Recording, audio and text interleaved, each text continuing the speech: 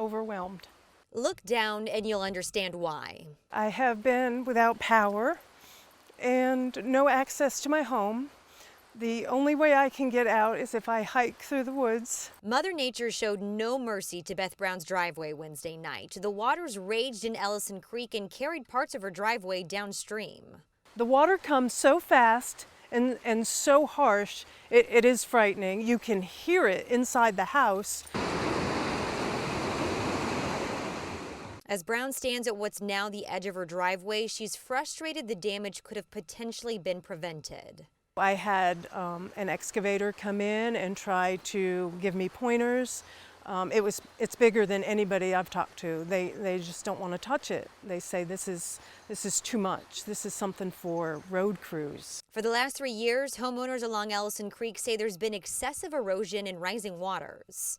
There is a greater awareness by all the people up and along the stream that something has changed over the last 3-5 years. There are people further up that have been around for 35 years, and they said, yeah, maybe once every 10 years or so it would come up some, and it seems like now it's every year or twice a year, and it's coming up like that. Steve Griffin lives next door and immediately got to work when he saw the creek spilling out of its banks.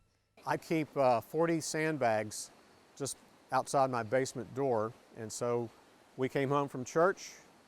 It was closer to the house than it's ever been, so we immediately went into our mode of putting sandbags in front of the door. Homeowners have tried asking for help, but say they aren't getting any solutions. My first initial thought was that I just improve the passing of the driveway, put a bridge in, put in more culverts, something to improve it and solidify it and make it safer. I was told I cannot touch it, I cannot do anything because it's regulated, and it is basically I would get fined if I do anything without their permission. Brown's witnessed firsthand what the water can do, and at this point, she's not sure anything can stand up to it. It's devastating, it's scary.